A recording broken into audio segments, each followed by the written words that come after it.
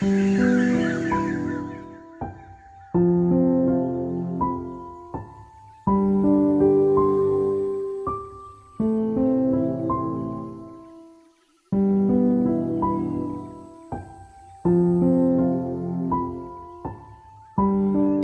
bicara pilkada ini kan ini salah satu proses demokrasi.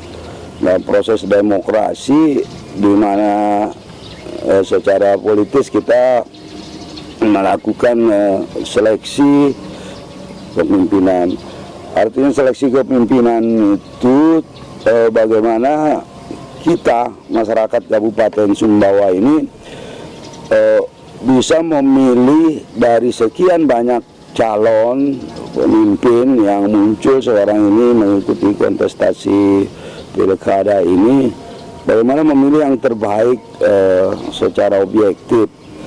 Ya. Kita melihat dari segala sisi.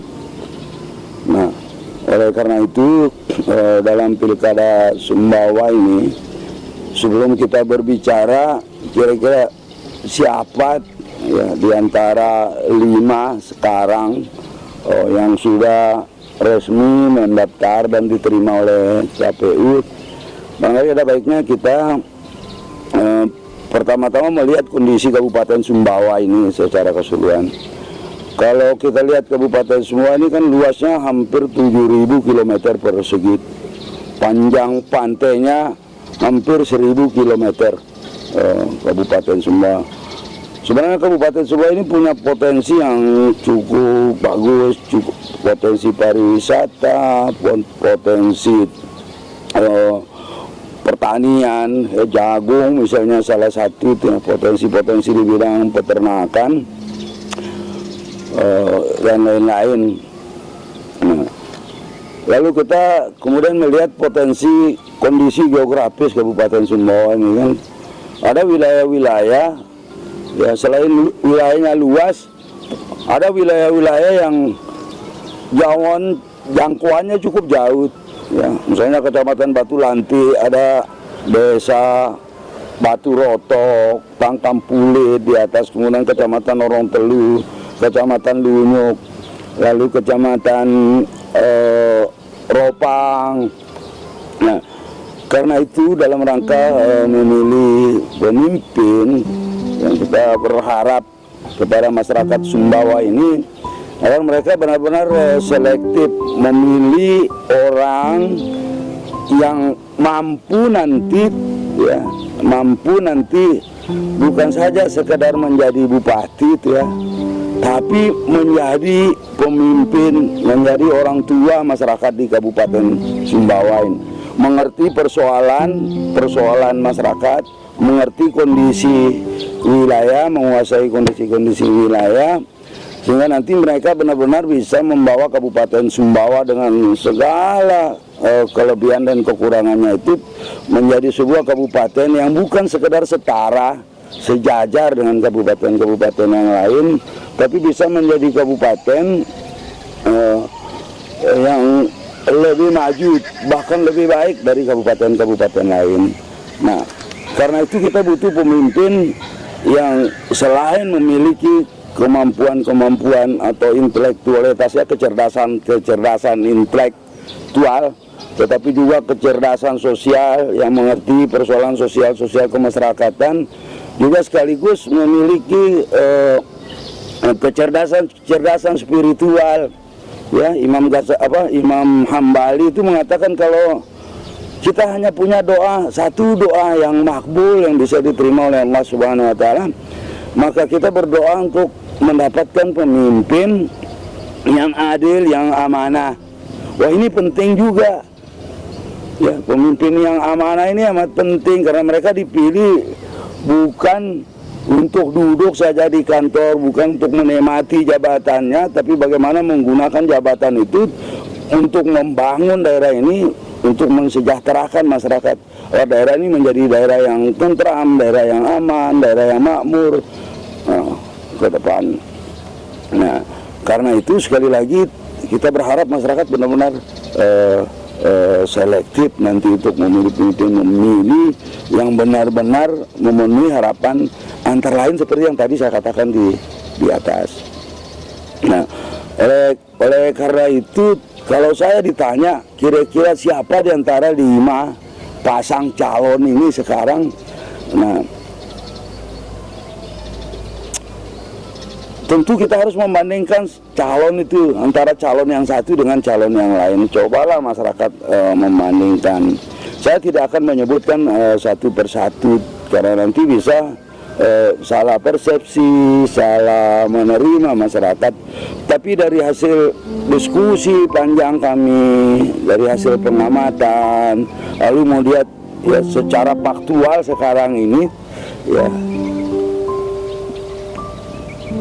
untuk Sumbawa ke depan itu, saya kira pasangan nomor 5 itu Jarod Moholis itulah yang paling baik, yang paling layak untuk memimpin Sumbawa 5 tahun yang akan datang, Sumbawa yang akan datang. Nah, sekarang alasan-alasannya mengapa Jarod Moholis yang harus dipilih. Kita coba mulai lihat dari sisi pendidikan, karena ini kan dasar, ini awal sisi pendidikan. Dua-duanya memang sarjana pertanian, gitu ya. Dua-duanya sarjana pertanian, tetapi Insinyur Jarod Sarapudin Jarod MP, dia sarjana pertanian tapi pertanian budidaya. Nah, sarjana pertanian tapi budidaya. Kalau Pak Moholis itu ekonomi pertanian dia. Ya. Jadi satu, bagaimana meningkatkan produksi pertanian, satu, bagaimana hasil pertanian ini bisa, harganya bisa terjaga, punya pasar dan lain sebagainya. Mereka juga sama-sama magister S2. Sarapudin Jarod itu S2-nya di Bogor, ya, lulusnya cum laude, ya, dia magister pemberdayaan masyarakat di Institut Pertanian Bogor, lulusnya juga lulusan terbaik. Insinyur Moholis MSI, ya, magisternya ekonomi pembangunan dia, di ekonomi pembangunan. Nah, dia juga lulusan terbaik cum laude juga di Gajah Mada 2. Jadi sisi pendidikan saya kira tidak lagi kita ragukan mereka lulusan terbaik di perguruan tinggi, termasuk perguruan tinggi terkenal, hebat, berprestisi di Republik Indonesia ini. Lalu kita, ini yang paling penting juga dari sisi pengalaman mereka, kita lihat coba track recordnya. Nah, Insinyur Moholis MSI, sebelum itu mungkin orang kalau bicara birokrasi itu mengira birokrasi itu pemerintah, itu ada di pemerintahan, padahal birokrasi itu kan, ya, birokrasi itu ada di pemerintahan, di badan usaha milik negara, badan usaha milik daerah, di badan-badan usaha milik swasta maupun asing. Birokrasi itu kan rentang kendali, ya, rentang kendali strata di dalam kepemimpinan. Insinyur Moholis punya pengalaman panjang, pernah jadi kepala dinas kehutanan, kepala dinas pertanian tanaman pangan di provinsi, kepala dinas kehutanan di kabupaten, kepala dinas tanaman pangan, pertanian dan tanaman pangan di provinsi, pernah jadi kepala dinas tenaga kerja di provinsi juga, pernah menjadi PLT Sumbawa, PLT Bupati Sumbawa. Pernah jadi bupati dia walaupun 2-3 bulan, itu kan itu jadi sebuah pengalaman yang cukup menarik. Nah, ketika dia menjadi kepala dinas itu kan eselonnya eselon 2, berarti di bawahnya kan ada struktur-struktur, ya, mulai dari eselon 3 sampai dengan eselon 4, eselon 5. Nah, secara struktur Jarod juga demikian, mulai dari setahap, kemudian dia jadi sampai ke senior manajer, di bawah senior manajer itu ada manajer, sampai ke bawah, ya, ada misalnya supervisor, supervisor senior, ada supervisor sampai ke staf dibuat. Jadi dua-duanya punya pengalaman di birokrasi, satu di birokrasi pemerintahan, satu di birokrasi perusahaan asing multinasional. Itu kan sebuah. Nah, ketika dia punya pengalaman birokrasi seperti itu, berarti mereka punya pengalaman kepemimpinan, pernah menjadi pemimpin dan punya pengalaman kepemimpinan yang bukan saja mumpuni, saya kira ya bisa bersaing dengan, ya bisa bersaing. Nah, dari segi pendidikan, pengalaman, track record ini, saya kira ini sudah menjadi jaminan buat kita. Yang tidak kalah penting, saya kira masyarakat nanti bisa melihat ketika mereka menyampaikan, menawarkan tawaran-tawaran program yang mereka jual sekarang ini kepada masyarakat. Itu tawaran-tawaran program yang realistis, gitu ya, realistis, ya. Masyarakat kalau bisa diterima oleh masyarakat, bisa dicerna, itu amat realistis. Nah, dari segi pendidikan, dari segi pengalaman, track record, ada yang tidak kalah pentingnya juga. Sehebat apapun orang, manusia, itu dia menjadi hebat karena ada orang lain, gitu ya. Tidak ada orang hebat bekerja sendiri, tapi karena orang lain. Nah, di pemerintahan biasanya pemerintah yang berhasil itu, pemimpin yang berhasil di daerah, kabupaten maupun provinsi itu biasanya mereka yang punya link, itu ya, punya akses, punya networking yang bagus, ya, punya networking yang bagus ke bawah, ke samping, terutama ke atas.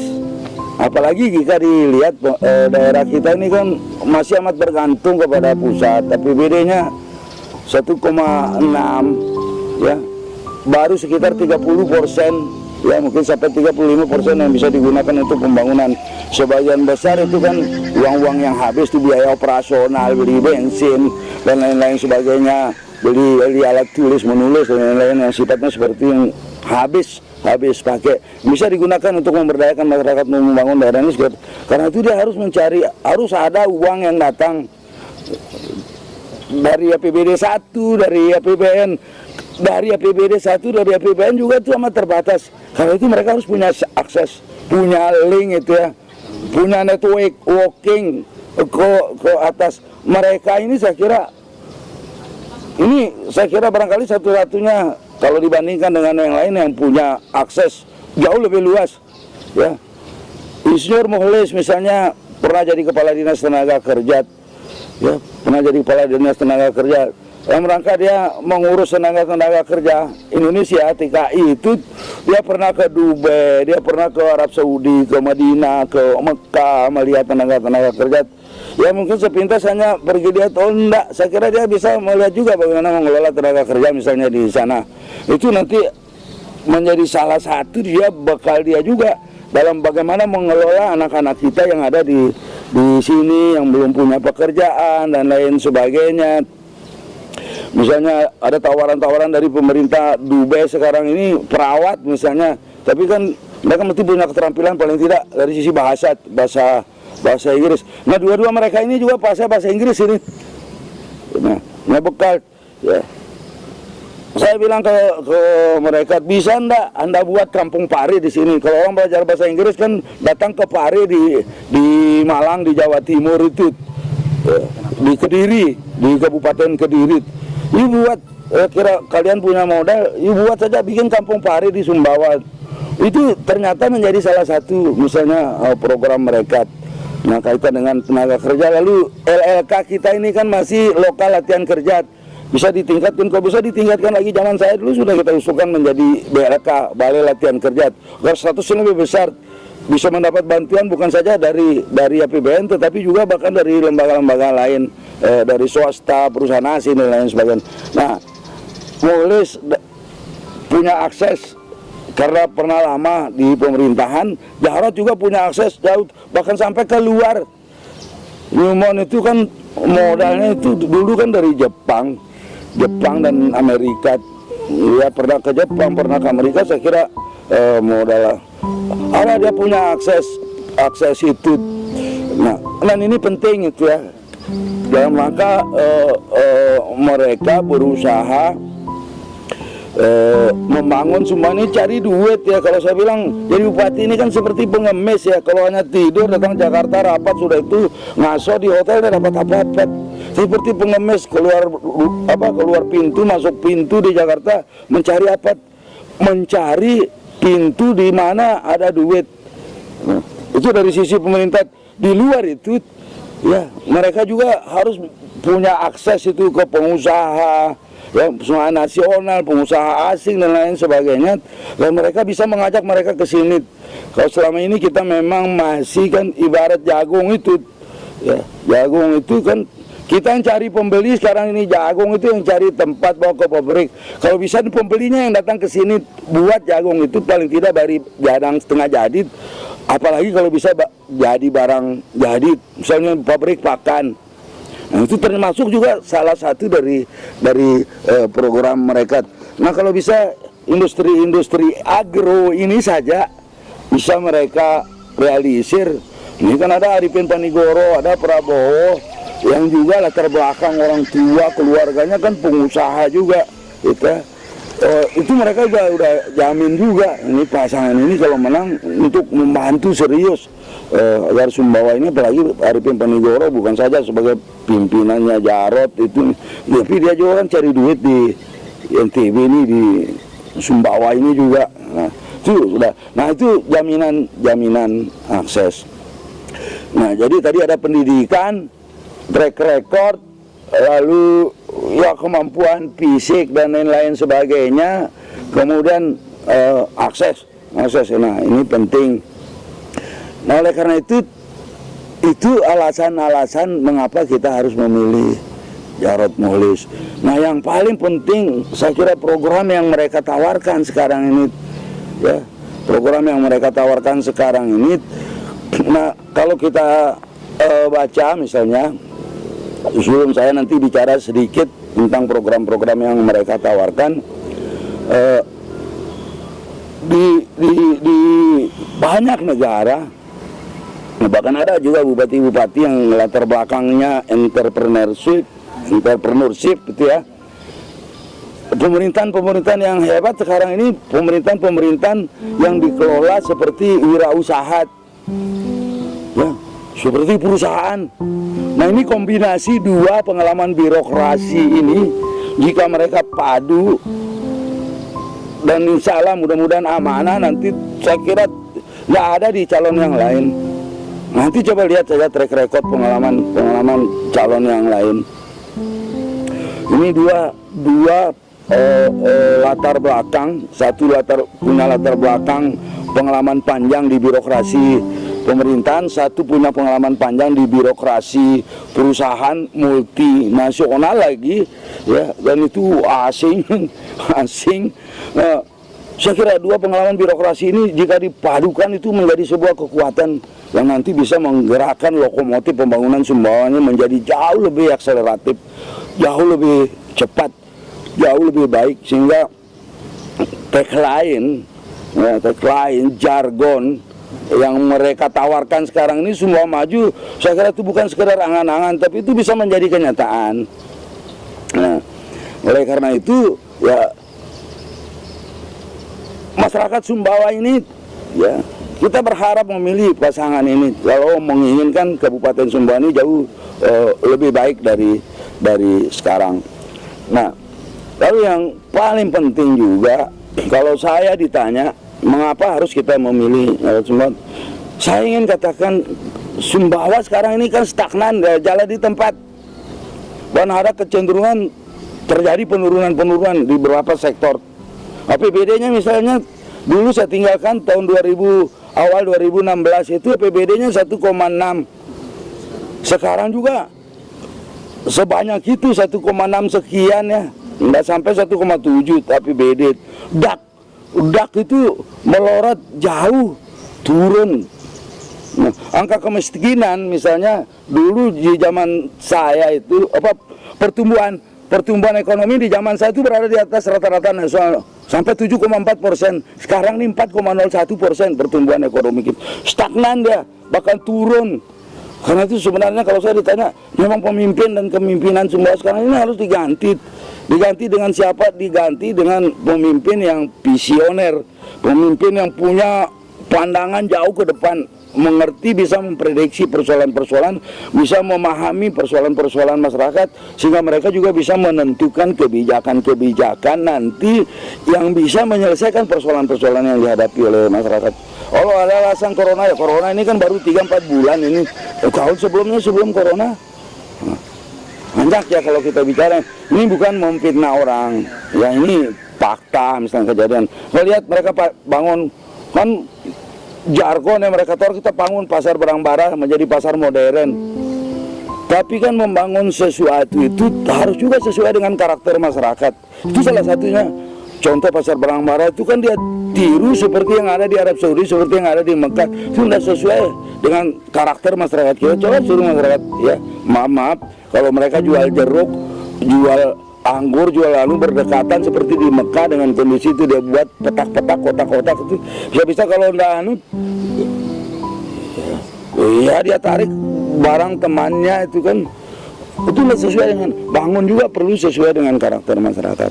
Karena itu kalau saya ditanya pemimpin dan pemimpin di Sumba sekarang ini memang harus diganti juga dengan orang yang sehat jasmani dan rohaninya. Saya kira dua-dua ini tuh masih muda, masih sehat. Nah,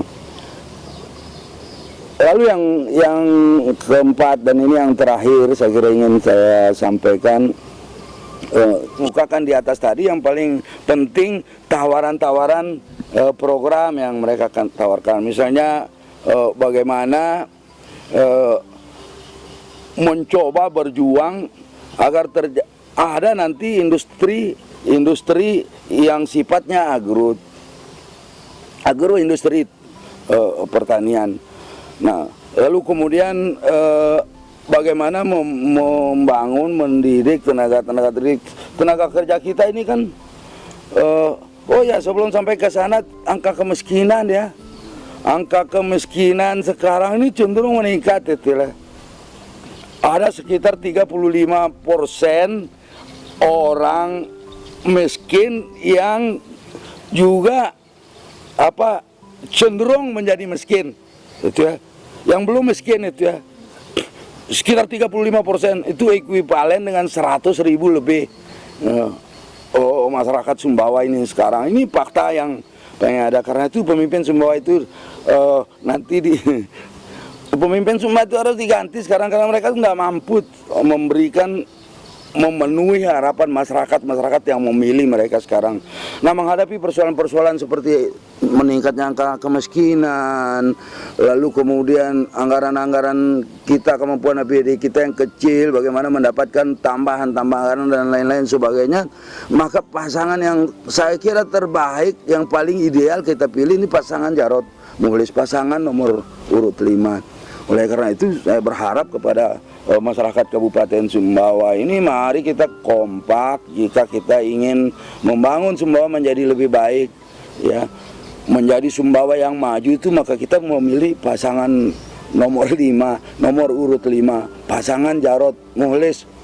Saya baru tahu kemarin, baru tahu kemarin ternyata di Lunyuk tuh masyarakat berteriak-teriak, ini JM jilid 2, gitu ya. Ini JM jilid 2 itu ya, mudah-mudahan ya ini tanda-tanda juga kemenangan itu ya. Kalau lihat sambukan di bagian barat, nah dari representasi wilayah, saya kira ini calon yang mewakili barat dan timur. Ya saya baru tahu masyarakat berteriak, saya bilang Jarod Mukhlis, mereka bilang JM. Apa JM itu Jarod Mukhlis? Ini JM jilid 2 ini Pak.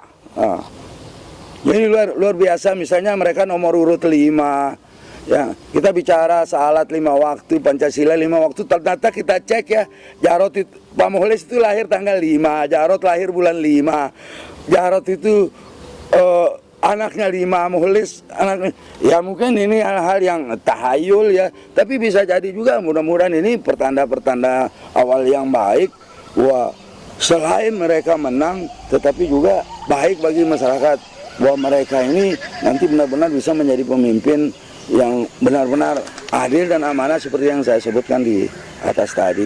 Ya, karena itu mari saya menghimbau, mengajak seluruh masyarakat, para orang-orang tua, tokoh agama, tokoh masyarakat, ya, bapak-bapak dan ibu-ibu, generasi muda, warga, masyarakat Kabupaten Sumbawa secara keseluruhan, mari kita sukseskan pilkada tanggal 9 Desember, ya, pilkada yang damai, pilkada yang aman, ya, dengan memenuhi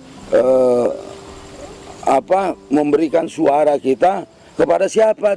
Kalau kita menginginkan Sumbawa ini lebih baik, menjadi Sumbawa yang maju, maka tidak ada pilihan lain. Kita memilih pasangan nomor urut 5, Jarod Mukhlis.